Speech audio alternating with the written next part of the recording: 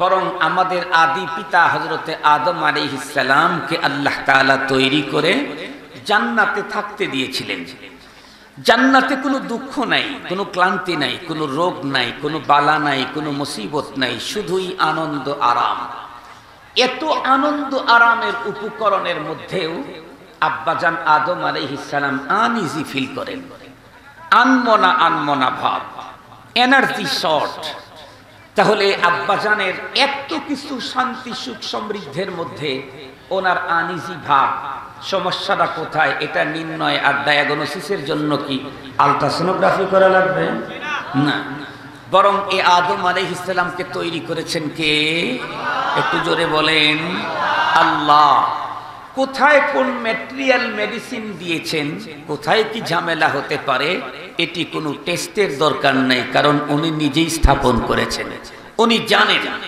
এজন্য আব্বাজানের আনইজি দূর করার জন্য আব্বাজানের বাম পাশের বাঁকা হাড্ডি থেকে সেকেন্ড ম্যান, দ্বিতীয় মানুষ হযরতে হাওয়া আলাইহিস সালামকে আল্লাহ তাআলা তৈরি করলেন।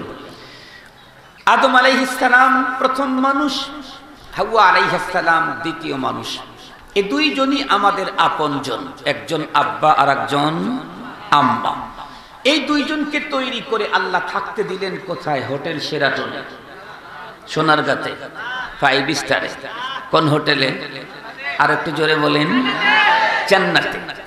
জান্নাতে যে থাকতে দিলেন, দুইজন কি কাপড় সহ থাকতে দিয়েছিলেন না কাপড় ছাড়া? কাপড় সহ। তো কাপড় যেটা আব্বা আম্মাকে প্রথম পরতে দিলেন, এটা কি মেড ইন জাপান? আর জোরে বলেন, কারণ জাপানের তখন জন্মই হয় নাই, মেড ইন হবে কেমনে? সৌদির তো তখন জন্মই হয় নাই, মেড ইন হবে কেমনে? তবে কি ছিল তাইলে? মেড ইন জান্নাহ। জান্নাতের পোশাক দুইজনকে দিয়ে দুইজনকে জান্নাতে থাকতে দিলেন। আব্বা জানকে ইনফরমেশন করলেন আল্লাহ তাআলা কি? ইয়া আদম উসকুন আনতা ওয়া যাওজুকাল জান্নাহ ওয়া কুলা মিন হাইতু শি'তুমা ওয়া লা তাকরাবা হাদিহিশ শাজারাতা ফাতাকুনা মিনাজ জালিমিন। আল্লাহ তাআলা আদম আলাইহিস সালামকে ডেকে বললেন, হে আমার নবী আদম, আপনি বসবাস করেন জান্নাতে আপনার স্ত্রীকে সাথে করে। সুবহানাল্লাহ বললেন না যে? আর দুইজন আপন আপন রুচিতে, দুইজন আপন আপন রুচিতে জান্নাতের যেখান থেকে খুশি, যেই ফল খুশি, যতবার খুশি, যেই পরিমাণে খুশি খেতে থাকেন। শুধু একটু বাইন্ডিং দিলেন, লা তাকরাবা হাদিহিশ শাজারা, এই গাছটার কাছে শুধু যাবেন না।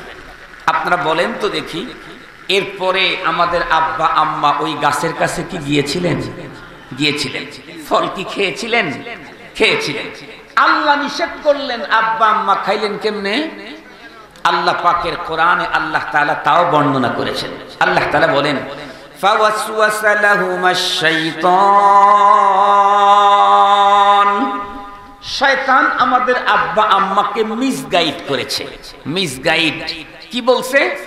বলতেছে, দেখো জান্নাতের এমন একটা গাছ আছে যেই গাছের ফল খেলে দুইটা ফায়দার যে কোনো একটা হবেই হবে। কি?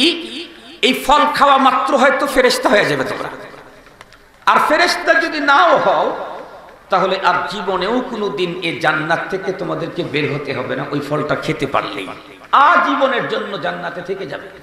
এখন আপনারাই বলেন তো দেখি, আমাদেরকে কেউ যদি এই জাতীয় অফার করে, তাহলে আমাদের ঘর বাড়ি বিক্রি করেও সেটা গ্রহণ করব কিনা? একটু জোরে বলেন। অবশ্যই করব। ফেরেশতা হয়ে যাব, না হয় আজীবন জান্নাতে থেকে যাব, তো গ্রহণ করে ফেলব। তো আব্বা জান এই অফার গ্রহণ করে ফেলছেন। এই যে আল্লাহ পাকের হুকুমটা লঙ্ঘন হয়ে গেছে, আল্লাহ পাকের পক্ষ থেকে তখন সিস্টেম হলো, আব্বা আম্মার দুইজনের পরনের জান্নাতি পোশাকটা একাই খুলে গেল, ধরেও আর রাখতে পারলেন না।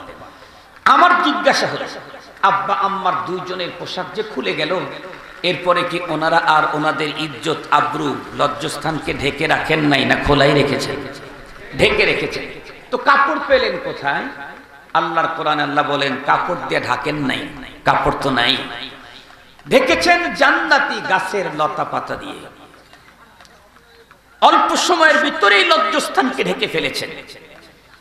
তাহলে বোঝা গেল কাপড়ের পদ্ধতি সিস্টেম আল্লাহর দেওয়া, দুনিয়াতে না দুনিয়াতে আসার আগ থেকে। দুনিয়াতে কাপড়ের সিস্টেম আছে না নাই? মরণের পরে জান্নাত আর জাহান্নাম যেখানে যাক সেখানে কি উলঙ্গ থাকবে না কাপড় থাকবে? জান্নাতের ভিতরে পুরুষদের কি কাপড় থাকবে? আল্লাহর কোরআনে আল্লাহ তাও বয়ান করেছেন। আল্লাহ তাআলা বলেন ওয়ালিবাসুহুম ফিহা হারির। পুরুষদের পোশাকের কোয়ালিটি কি হবে, কি কাপড় হবে? সুতি, কাটপিস, টেট্রন, টরে, কোনটা? এটাও আল্লাহর কোরআনে বর্ণনা আছে। এগুলি বলতে গেলে লম্বা টাইম লেগে যাবে, ওগুলি বলতে চাই না।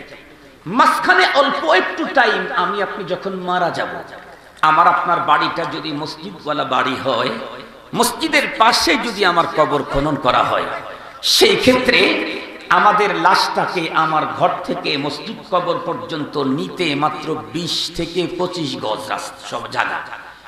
এরপরেই তো আমাকে মাটির গর্তে লুকায়া দিবে।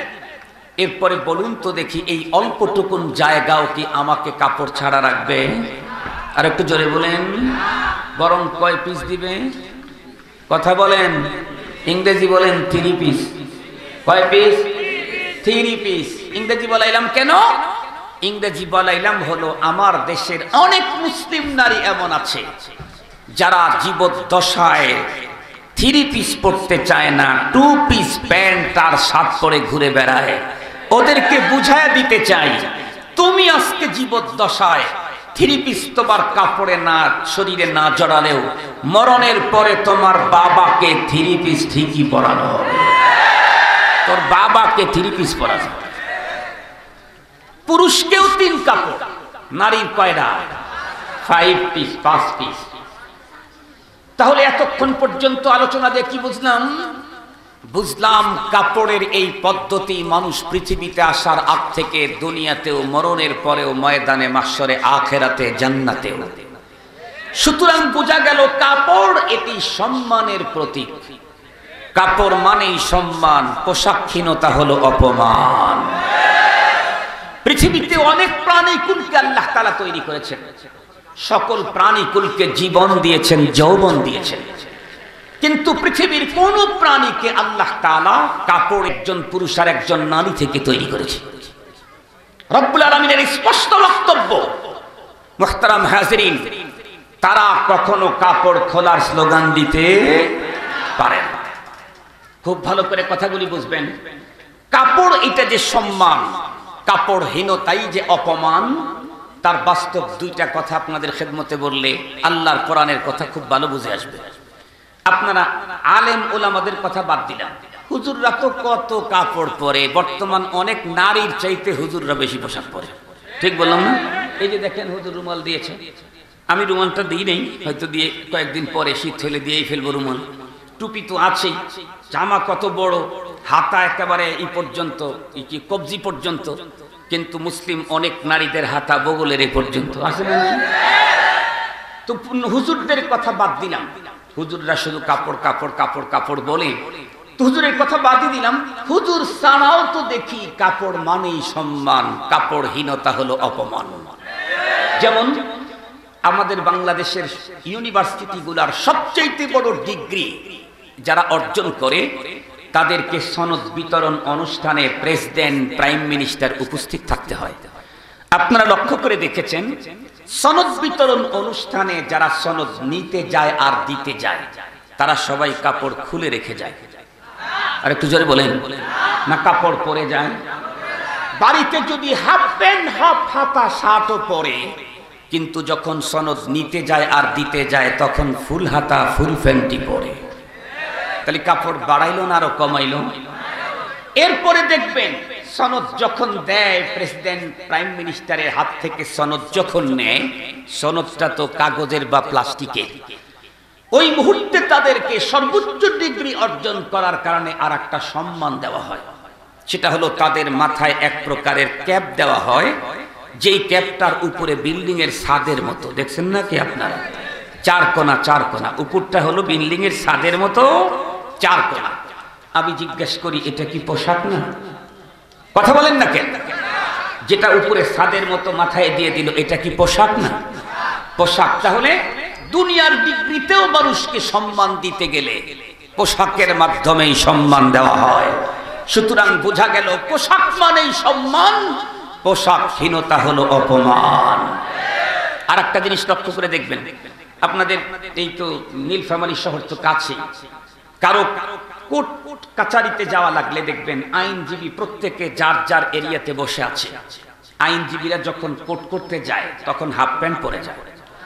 বাড়িতে কেউ কেউ হাফ প্যান্ট পরলেও কোর্টে যখন যায় ফুল প্যান্ট পরে, ফুল হাতা শার্ট পরে, এরপরে আবার কালো কোট পরে, এরপরে এখানে গলার এখানে আবার টাই লাগায়। সবগুলাই পোশাক। কথা বলেন না কেন?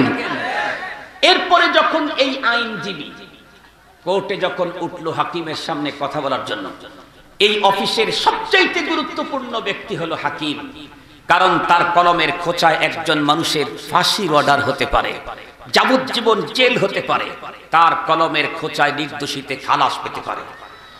সবচাইতে সম্মানিত ব্যক্তি হলো জজ, হাকিম। এজন্য আইনজীবী উকিল যখন হাকিমের সামনে কথা বলার জন্য দাঁড়ায় তখন কাপড় চুপড় খুলে যায়, নাকি আরো একটা কাপড় বেশি লাগায়? কথা বলেন না কেন? জীবনে দেখেন নাই? সেটা কোন কালারে? আর একটু জোরে বলেন।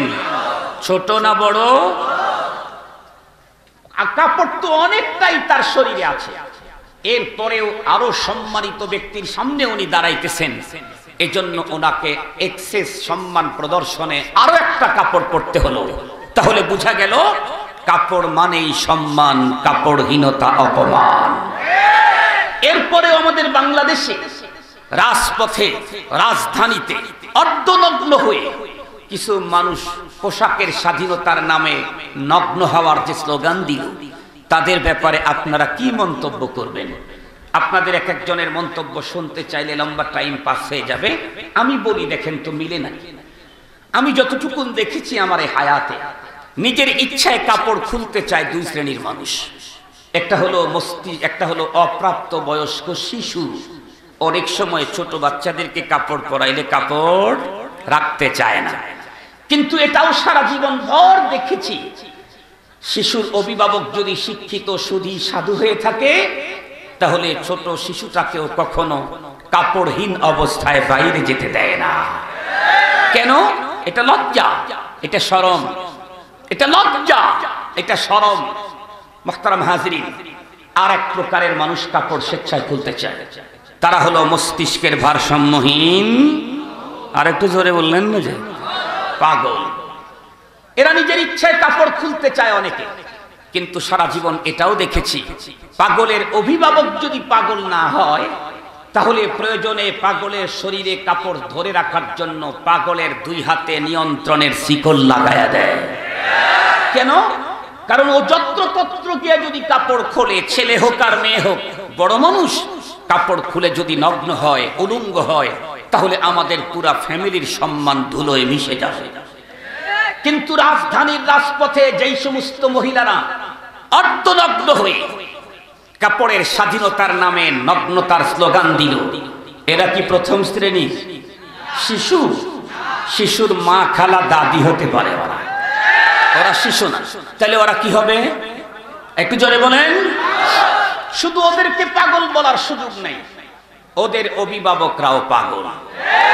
ওদের অভিভাবকরা যদি পাগল না হতো তাহলে ওদেরকে নিয়ন্ত্রণের শিকল লাগাইতো, কখনোই রাজপথে অর্ধনগ্ন হওয়ার সুযোগ করে দিত না। যেহেতু ওরাও পাগল, ওদের অভিভাবক পাগল, তাহলে এখন এদেরকে কন্ট্রোল করবে কে?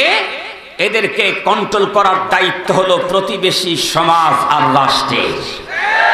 মোল্লার দায়িত্ব ওদেরকে কন্ট্রোল করা না। আল্লাহর কোরআনে আল্লাহ স্পষ্ট বলে দিয়েছেন, লাস্তা আলাইহিম বিমুসাইতির ইন্নামা আলাইকাল বালাগ। ওগো রাসূল, আপনি তো মেসেঞ্জার, আপনি কোরআনী মেসেজ মানুষের কাছে পৌঁছিয়ে দিন, আপনার কাজ শেষ। আপনি মেসেঞ্জার, কোরআনী মেসেজ আপনি মানুষের দ্বারে দ্বারে পৌঁছিয়ে দিন, আপনার কাজ শেষ। কে মানে আর কে মানে না, কেমনে কোন কায়দায় কাকে কখন কি করতে হবে সেটা আমার খুব জানা আছে, আমি করব।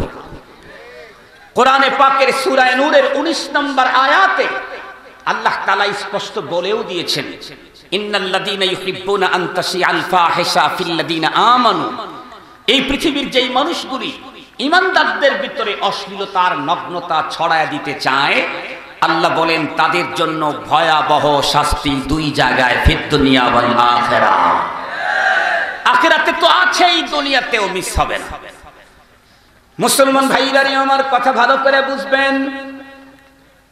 এ পর্যন্ত বেসিক কিছু কথা পোশাকের ব্যাপারে আপনাদের সামনে বন্ধুরা আমার পেশ করলাম। এখন আল্লাহর কোরআন সূরাতুল আরাফের 26 নম্বর আয়াতে কারিমা আমি তেলাওয়াত করেছি, আর সহিহ মুসলিম শরীফের 2128 নম্বর হাদিসখানাও পড়েছি।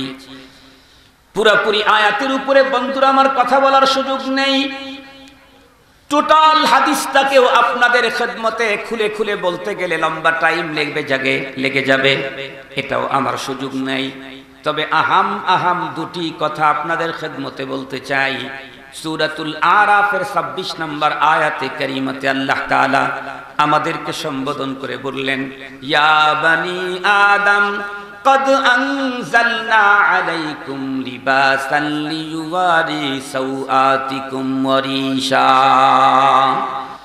রব্বুল আলামিন ডেকে বললেন, হে আদম সন্তান, আমি তোমাদের জন্য পোশাক নাজিল করলাম। হে রব্বুল আলামিন, আমাদের জন্য আপনি পোশাক নাজিল করলেন কেন? কি কাঁচা দোয়া বানাবার জন্য, নাকি পাওপোশ বানাবার জন্য, নাকি বেডশিট বানাবার জন্য, নাকি টুপি বানাবার জন্য, নাকি পাগড়ি তৈরি করার জন্য, নাকি পাঞ্জাবি বানাবার জন্য, নাকি অন্য কিছু তৈরি করার জন্য? রব্বুল আলামিন কোরআনে কারীমের ভিতরে স্পষ্ট বললেন, আমি কাপড় নাজিল করেছি দুইটা লক্ষ্য নিয়ে, দুইটা টার্গেটে। দুই টার্গেটে আমি কাপড় নাজিল করেছি। যত রঙের, যত ঢঙ্গের, যত ডিজাইনের, যত দেশের যত কাপড়ই দেখো, তামাম কাপড়গুলি আমি আল্লাহ পাক দিয়েছি তোমাদেরকে। এই কাপড় দেওয়ার পিছনে আমার টার্গেট হলো দুইটা। একটা হলো প্রথম নাম্বার টার্গেট, মূল টার্গেট, এটা হলো ফরজ। এর পরবর্তী যেটা আছে আমার টার্গেট, ওটা তোমাদের ঐচ্ছিক। তোমরা ইচ্ছা করলে ওটা পড়বে, ভালো হবে। কিছু অনুমতি আছে, কিছু সুন্নত আছে, আর একটা তো আছে হলো ফরজ। এটা মূল টার্গেট, আমি কাপড় তোমাদের জন্য নাজিল করার। মূল টার্গেট কি? লিওয়ারি সাওআতিকুম, যাতে করে তোমরা ঢেকে ফেলতে পারো, আবৃত করে রাখতে পারো, গোপনে রাখতে পারো তোমাদের দেহের সংরক্ষিত এরিয়া। সাওআত শব্দের তরজমা করলাম সংরক্ষিত এরিয়া। সাওআত বলা হয় মানব দেহের ওই অংশ, যেই অংশটুকুন শরীয়তে 24 ঘন্টাই ঢেকে রাখতে হয়, গোপন রাখতে হয়, এটাকে বলা হয় সাওআত। আমরা অবশ্য সাওআত শব্দের সাথে পরিচিত নই, তবে আমরা আরেকটা আরবি শব্দ বুঝি, সেটা হলো সতর। সতর বুঝেন না আপনারা? নারী পুরুষের সতর আপনারা বুঝেন না? সতর আরবি, সাওআত আরবি। সাওআত কোরআনে পাকের ভাষা, এটা আমরা কম বুঝি, এর সাথে আমরা বেশি পরিচিত নই, কিন্তু সতর এটা আমরা বুঝি। এখন প্রথম নাম্বার টার্গেট হলো আল্লাহ পাক কাপড় নাজিল করা, আমরা আমাদের সতরটাকে ঢেকে রাখবো। এবার আসুন, আমার সতর কতটুকুন, আমার মা মেয়ের সতর কতটুকুন, এটা জানতে হবে। কোন কোন জায়গায় ঢাকতে হবে, কতক্ষণ ঢাকতে হবে, কখন খোলা যাবে, এগুলিও আমাকে জানতে হবে। মনে রাখবেন, খুব ভালো করে বলছি, যেই আমল করা ফরজ, ওই আমলের মাসআলা নিয়ম জানাও ফরজ। কথা কি বুঝাতে পারছি আপনাদেরকে? যে আমল শরীয়তে ফরজ, সেই আমলের নিয়ম জানাও, মাসআলা জানাও ফরজ। নামাজ পড়া ফরজ, নামাজের জরুরি মাসআলা জানা ফরজ। হজ করা ফরজ, হজের জরুরি মাসআলা জানা ফরজ। যাকাত দেওয়া ফরজ, যাকাতের জরুরি মাসআলা জানা ফরজ। জিহাদ করা ফরজ, সব সময় ফরজে আইন না, তো জিহাদের মাসআলা জানাও প্রত্যেকটি মানুষের জিম্মায়। যখন নফিরে আম হবে তখন ফরজ হয়ে যাবে। তো মুহতারাম হাজরিন, এখন আমি যেটা বলতেছি এটা একটা ফরজ। পোশাক নাজিল করছেন, প্রথম টার্গেট হলো আল্লাহ পাকের, যাতে আমরা নির্ধারিত এরিয়াটাকে গোপন রাখি, ঢেকে রাখি। এখন পুরুষের কতটুকুন? পুরুষের সতর হলো নাভির উপর থেকে হাঁটুর, একটু আওয়াজ করেন, হাঁটুর উপর থেকে নাভির নাভির উপর থেকে হাঁটুর নিচ পর্যন্ত। আমি জিজ্ঞাসা করি এইটুক এরিয়া যে পুরুষকে ঢাকতে হবে, যখন বাড়ির বাইরে থাকে তখন? বাড়ির ভিতরে ঢাকতে হয়। যখন ঘরের ভিতরে থাকে তখন তো সমস্যা নেই না, তখনও ঢাকতে হয়। যদি একা একা এক ঘরে থাকে তখন কি ঢাকতে হয়? রাত্রে যখন শোয় তখনও কি ঢেকে শুতে হয়? আর একটু জোরে বলেন। হ্যাঁ, সতর মানেই 24 ঘন্টাই যেটাকে ঢাকতে হয়, প্রয়োজন ছাড়া খোলার অনুমতি নেই। অন্য মেয়েদের সামনে তো ঢাকতেই হয়, পুরুষ পুরুষের সামনেও ঢাকতে হয়, এমনকি বাড়ির ভিতরে তো ঢাকতে হয়, ঘরের ভিতরেও ঢেকে রাখতে হয়। একা একা কোনো ঘরে থাকলেও ঢাকতে হয়, রাত্রে ঘুমাইতে গেলেও ঢেকে ঘুমাইতে হয়। এমনকি বাবা তার ওই এরিয়ার কোনো যুবক ছেলেকে দেখাইতে পারবে না, বাবা ছেলের সামনে ঢাকতে হয়, ছেলে বাবার সামনে ঢাকতে হয়। ছেলে বালেগ হয়ে গেছে, সেই ছেলে তার সতরের কোনো অংশ বাবার সামনে খোলার অনুমতি নেই। যদি কোনো পুরুষ খুলেই ফেললো, তাহলে আরেকজন পুরুষ অন্য পুরুষের সতরের দিকে তাকানোর কোনো পারমিশন শরীয়তে নেই। যদি তাকায়, ভিন্ন বেগানা নারীকে দেখলে যেই পরিমাণে অপরাধ, অন্য পুরুষের সতরের দিকে তাকাইলে সেই পরিমাণে অপরাধ। মুসলমান ভাইরা আমার কথা ভালো করে বুঝবেন, সতর খোলা রাখা কি পরিমাণের অপরাধ, আর সতর খুলে যারা বাইরে যাবে তাদের এই অপরাধের শাস্তি কি পরিমাণে হবে, এই দুইটা কথা আপনাদের খেদমতে বলেই আমি আমার বয়ান শেষ করে দেব। তবে তার আগে একটা কথা বলতে চাই, আমার আজকের আলোচনা কিন্তু সতর নিয়ে, পর্দা নিয়ে আমার আজকের কোনো আলোচনা নাই। কিন্তু দুঃখের সাথে বলতে হয়, আমার দেশের 95% মুসলমান পর্দা এবং সতরের পার্থক্য আজও বোঝে না। পর্দা কোনডারে বলে আর সতর কোনডারে বলে, এই পার্থক্য এদেশের 95% মুসলমান জানেন। অথচ পর্দা করাও ফরজ, সতরও ঢাকাও ফরজ, দুইটাই ফরজ। ফরজ সম্পর্কে ইলম অর্জন করা ফরজ, অথচ আমরা এটা কিছুই জানি না। মুসলমান ভাইরা আমার, আমি আজকে শুধুই সতর নিয়ে কথা বলবো, পর্দা নিয়ে না। যদি কোনো একজন নারী আর পুরুষ তাদের সতর বিনা প্রয়োজন 2 ঘন্টা পর্যন্ত খোলা রাখে, তাহলে সে কত বড় অপরাধী হয়। এই মাসআলাটা বুঝাবার জন্য আর একটা মাসআলা আপনাদেরকে বলতে হয়, তাহলে তুলনামূলক বুঝে আসবে। ধরে নেন আজকে এশার নামাজ আল্লাহর মেহেরবানিতে আমরা জামাতের সাথে পড়েছি।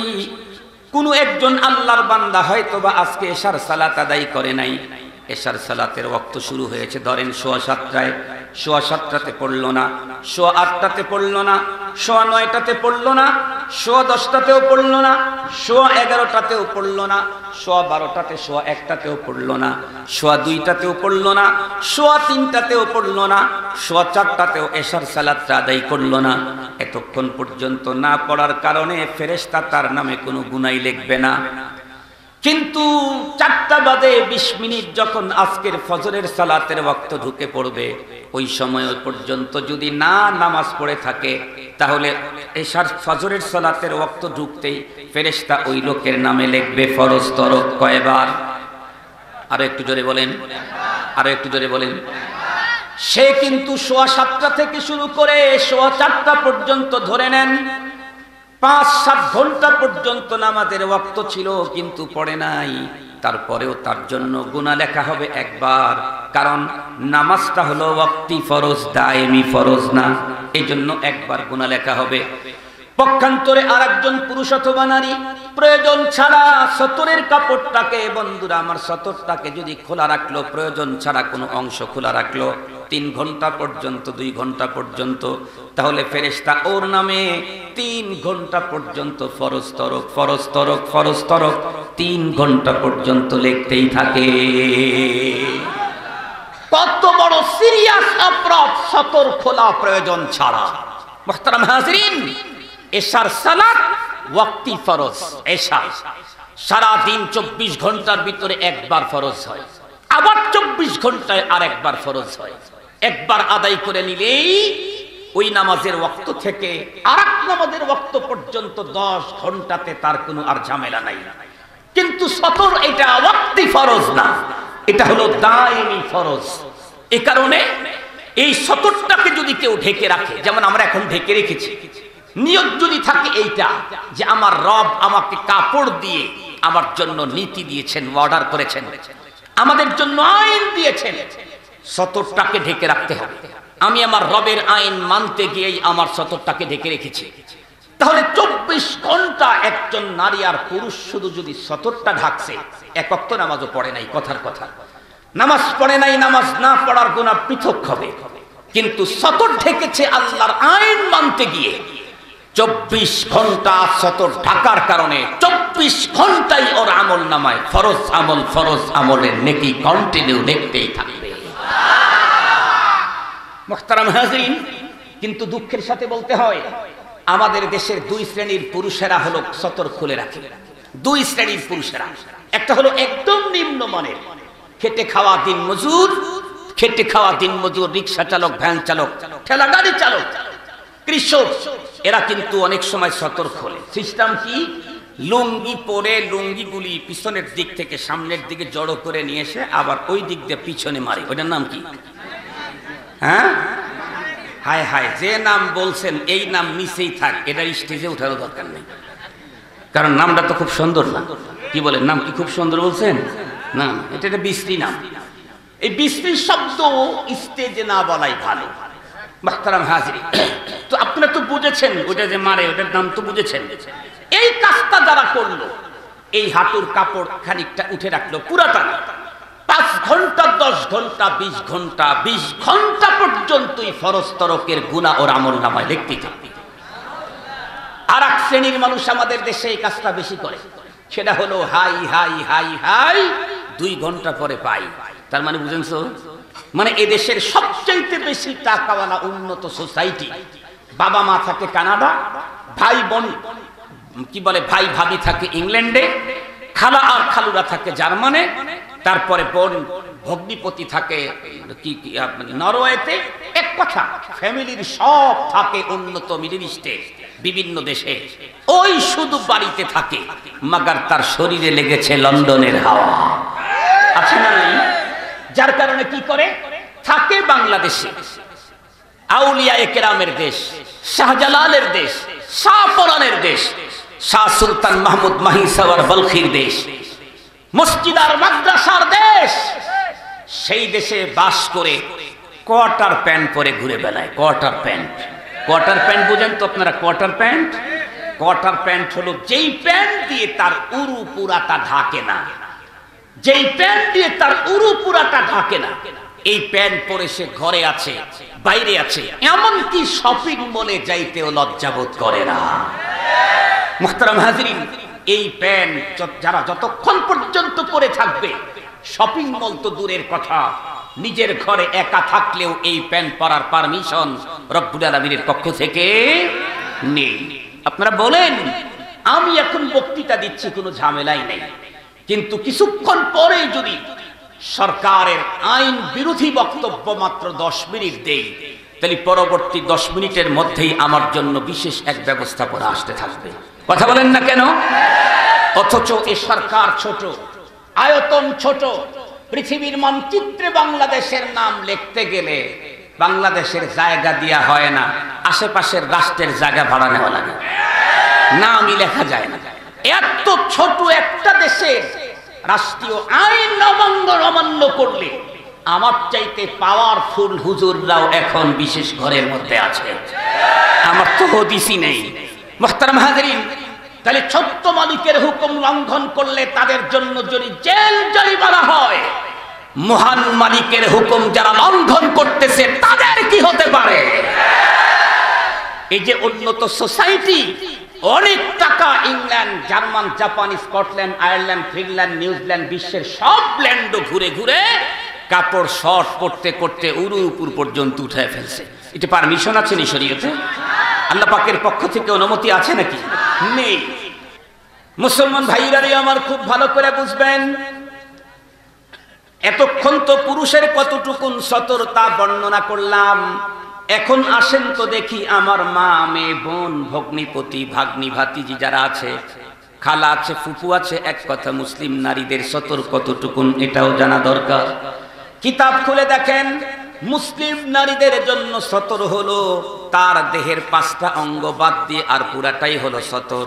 2 হাতের কবজি, 2 কদম এবং মুখমণ্ডল টুকুন বাদ দিলে আর তামাম দেহটাই হলো একজন মুসলিম নারীর সতর। পুরাটাই ঢাকতে হবে। পুরুষ যেমন তার সতর ঘরের ভিতরেও ঢেকে রাখতে হয়, নারীর সতর ঘরের ভিতরেও ঢেকে রাখতে হয়। পুরুষ যেমন পুরুষের সামনে তার সতর খোলার অনুমতি নাই, নারী অন্য নারীর সামনে তার সতর খোলার প্রয়োজন ছাড়া অনুমতি নাই। এমনকি খুব ভালো করে মনে রাখবেন মুসলিম মা, আপনার বয়স যদি 40 বছর হয়, আপনি মা, আপনার সন্তান টাটকা যুবক, তার বয়স হলো 20 বছর, তাহলে আপনি 40 বছরের মা 20 বছরের সে যুবক ছেলের সামনে আপনি আপনার পেট পিঠ দেখাইতে পারবেন না। মা তার সন্তানের সামনে পেট পিঠ খোলা রাখার অনুমতি নেই। বাবার বয়স 40 বছর, মেয়ে 18 বছরের যুবতী, 20 বছরের যুবতী, এই মেয়েটাও প্রয়োজন ছাড়া তার বাবার সামনে পেট পিঠ খোলা রাখার অনুমতি নাই। এমনকি একজন নারী আর একজন নারীর সামনেও বিনা প্রয়োজনে সতর খোলার অনুমোদন নাই। এখন আপনারাই বলুন, ঘরের ভিতরেও যদি আপন জনের সামনেও যদি সতর খোলার অনুমতি না থাকে, তাহলে এমতো অবস্থায় যারা এই এরিয়াগুলি ঘুরে রাস্তায় রাস্তায় ঘুরে বেড়ায়, তাদের অবস্থা কি হবে? তাদের অবস্থা কত বড় জটিল হবে। এই কথাটা প্রথমেই পয়গম্বরের হাদিস থেকে আপনাদেরকে শোনায় দিতে চাই। আল্লাহ পাক রব্বুল আলামিন আমাদের পয়গম্বরকে দাওয়াত করে বন্ধুরা আমার তারা আরশে নিয়ে গিয়েছিলেন, মনে আছে নাকি? মনে আছে আপনাদের? খুব সুন্দর কথা, ভালো করে বুঝবেন। আমাদের নবীজি বলেন, আমি কাবা শরীফের হাতিম অথবা হিজরের ভিতরে ঘুমানো ছিলাম, এমন অবস্থায় জিবরাইল আমিন এসে আমাকে ঘুম থেকে জাগায় ফেললেন। এরপরে আমাকে নিয়ে সোজা পথ চলা শুরু করলেন। এক বর্ণনায় এসেছে পথগুলি চলতে চলতে একদম প্রথম আসমানের গেট পর্যন্ত চলে গেলেন। সেইখানে গিয়ে জিবরাইল আমিন গেটের মধ্যে নক করলেন। ওই পার থেকে আওয়াজ আসলো, কে? জিবরাইল আমিন উত্তর করলেন, আমি জিবরাইল। এরপরে আবার ওদিক থেকে প্রশ্ন করলো, তোমার সঙ্গে কে? কি বুঝলেন? এখনো তো গেট খোলা হয় নাই। আসমানের ওই পার থেকে গেটম্যান ফেরেশতা জিজ্ঞাসা করলো, তোমার সঙ্গে কে? তাহলে বোঝা গেল শুধুমাত্র আমার সরকার তার অফিস আদালতকে সিসি ক্যামেরা দিয়ে হেফাজত করে নাই, বরং তার কোটি কোটি কোটি কোটি বছর আগে আল্লাহ রব্বুল আলামিন তার পুরা সৃষ্টিকুলকে, কায়নাতকে সিসি ক্যামেরা দিয়ে সংরক্ষণ করে রেখেছে। দোকানে ঢুকতেই লেখা থাকে, এই দোকানের সব কার্যক্রম সিসি ক্যামেরার দ্বারা নিয়ন্ত্রিত, সাবধান। রব্বুল আলামিন আগেই জানায় দিয়েছেন, মা ইয়ালফিদু মিন কাউলিন ইল্লা লাদাইহি রাকিবুন আতীদ। तमाम দুনিয়াতে রবের সিসি ক্যামেরা লাগানো আছে। একদম ঘরের একদম গহীনে মাত্র 2 থেকে 3 জন পদস্থ কর্মকর্তা নিয়ে আলেম ওলামার বিরুদ্ধে কি ষড়যন্ত্র করলেন, ধর্মের বিরুদ্ধে কোন মিটিং করলেন, দুনিয়ার সব ক্যামেরাকে ফাঁকি দিতে পারলেও রবের ক্যামেরা ফাঁকি দেওয়ার ক্ষমতা পৃথিবীর কারো না। এদেশের কোন জায়গায় যদি সরকার বিরোধী কখনো কোনো মিটিং করে, এটা গোয়েন্দাদের চোখে পড়লে ক্ষেত্রে তাদেরকে যেমন ধরা হয়, রব্বুল আলামিনের বিরুদ্ধে, ইসলামের বিরুদ্ধে, দ্বীনের বিরুদ্ধে, উলামায়ে কেরামের বিরুদ্ধে পৃথিবীর যেখানে মিটিং হবে এ সব বুঝতে পারেন কে? ক্যামেরা লাগানো আছে না নাই? বিচার করা হবে না হবে না? তবে রবের বিচার এত সহজে হয় না, একটু ডিলে হয়। আল্লাহ পাক বলেন, ওয়ালা তাহসাবান্নাল্লাহা গাফিলান আম্মা ইয়ামালুদ যালিমিন। জালেমরা কি করতেছে না করতেছে এ ব্যাপারে তোমাদের রবকে গাফেল মনে করো না। তবে রব্বুল আলামিন নির্ধারিত টাইমে, নির্ধারিত পদ্ধতিতে বন্ধুরা আমার কাজ করবে। এই জন্য মুসলমান আমরা যারা রবের হুকুম লঙ্ঘন করে বন্ধুরা আমার রাস্তার ভিতরে ঘুরে বেড়াই, আমাদের জন্য অবস্থা বড় জটিল হবে।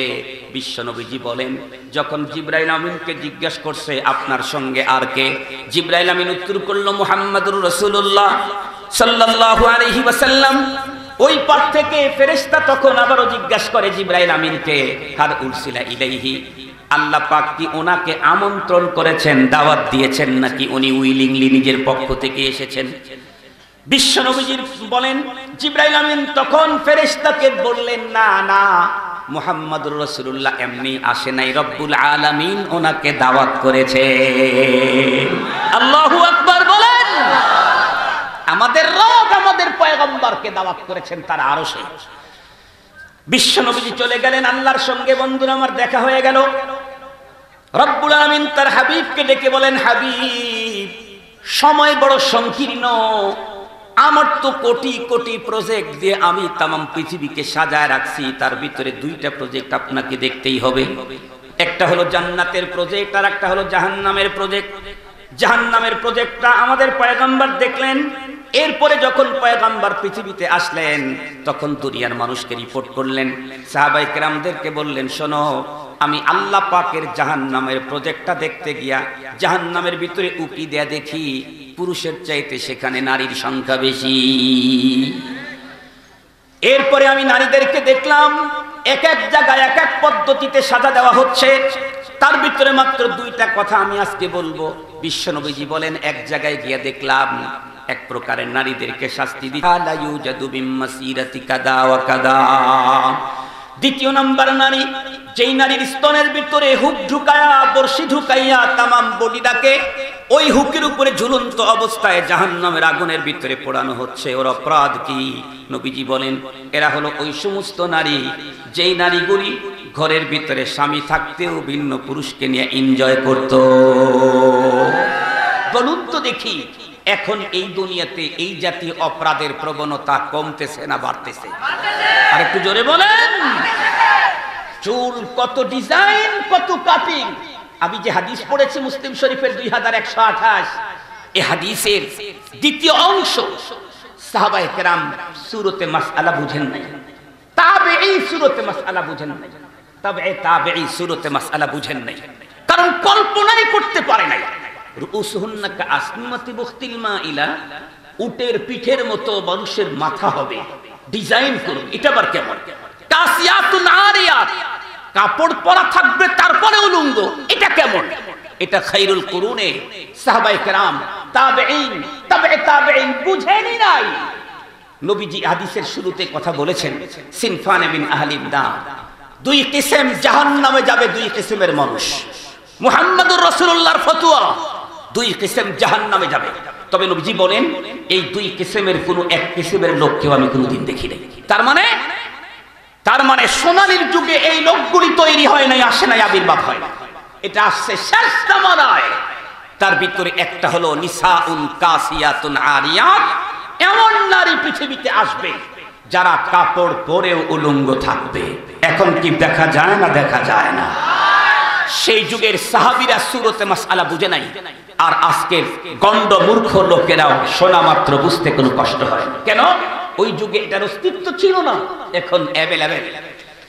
এরপরে মুমিলাতুন মাইলাত, অন্যকে নিজের দিকে আকৃষ্ট করবে, নিজে অন্যের দিকে আকৃষ্ট হবে।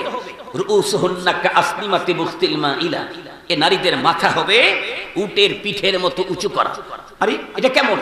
আপনারা দেখেন, আমি একটা রিপোর্ট পেশ করি।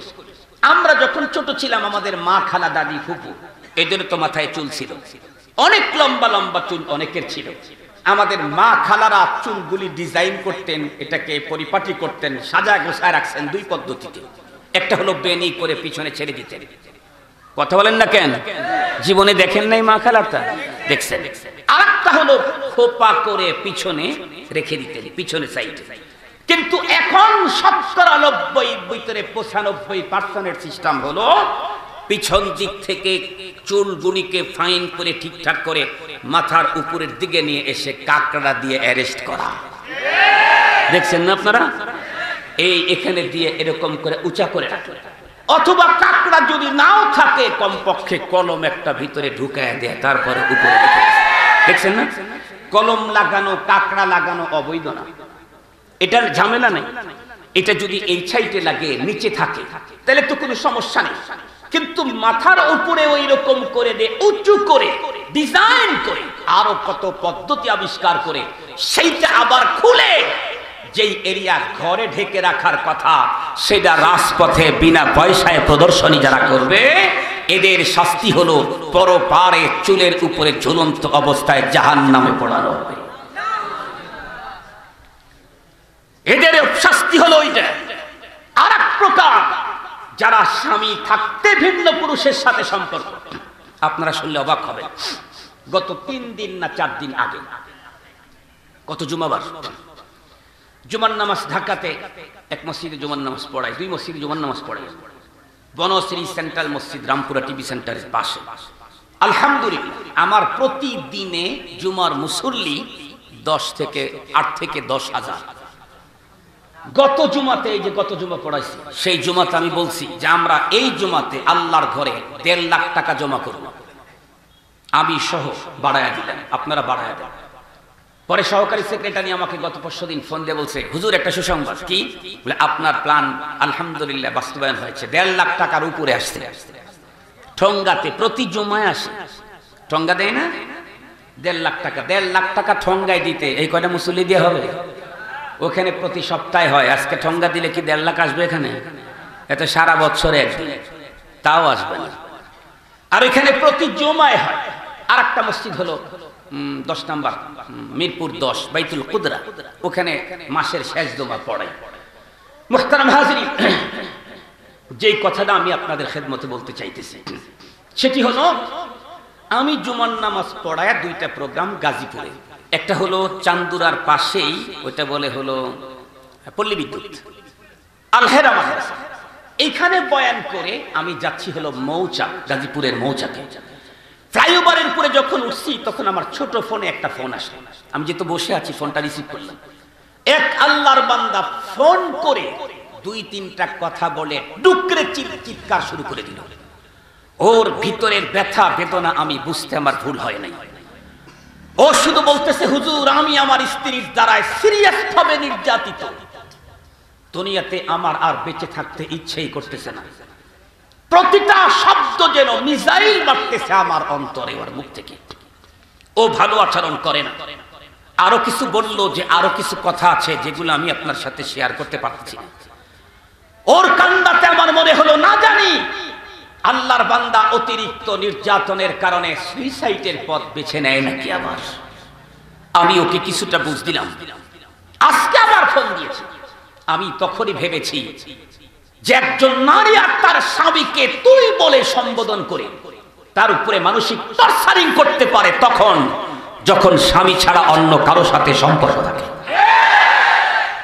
তাছাড়া এই মানে টর্চার স্বাভাবিকভাবে হয় না, হইতেও পারে সম্পর্ক ছাড়াও হতে পারে, তবে এটা হাজারে 2-4 জন। আজকে উনি আবার আমাকে ফোন দিয়ে বলেছেন একটা ভালো মেসেজ, একটা মন্দ মেসেজ।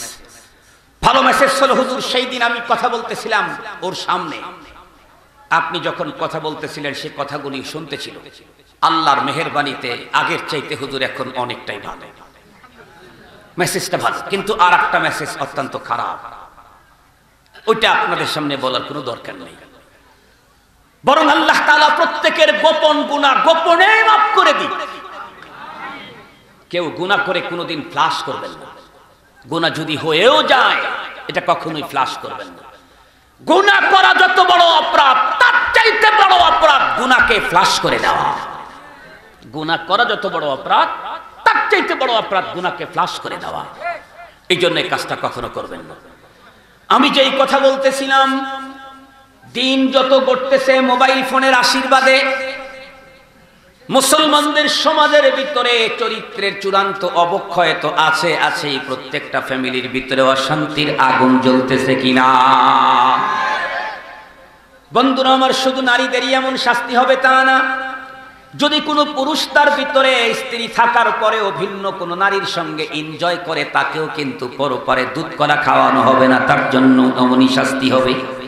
যেমন কোন নারী তার ঘরের ভিতরে স্বামী থাকলে ভিন্ন পুরুষের সঙ্গে এনজয় করতে গেলে তার যেমন স্তনের ভিতরে বর্ষি ঢুকাইয়া জাহান্নামের আগুনের ভিতরে পোড়ানো হবে, কোন পুরুষ তার ঘরের ভিতরে স্ত্রী আছে এরপরেও ভিন্ন বেগানার সঙ্গে এনজয় করে, তাকেও পরপারে কোনো ক্ষমা নাই।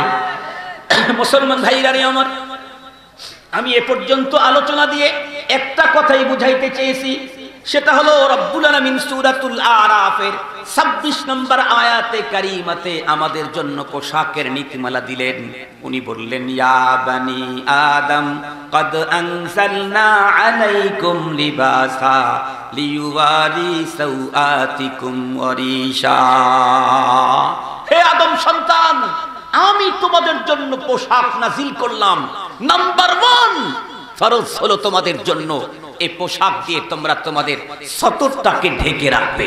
মনে থাকবে তো ইনশাআল্লাহ? সতর, সতর মানে যেটা ঘরে ঢাকতে হয়, আপনজনের সামনেও ঢাকতে হয়, তার নাম সতর। পর্দা মানে যেটা ভিন্ন পুরুষের সামনে, বেগানার সামনে গেলে ঢাকতে হয়, বাইরে গেলে যেটা ঢাকতে হয়, তার নাম হলো পর্দা। পর্দাও ফরজ, সতরও ফরজ। আল্লাহ পাক আমাদের সকলকেই সতরের এই গুরুত্বপূর্ণ ফরজ, পর্দার ফরজ আদায় করার তৌফিক দান করুন। জোরে বলেন আমিন।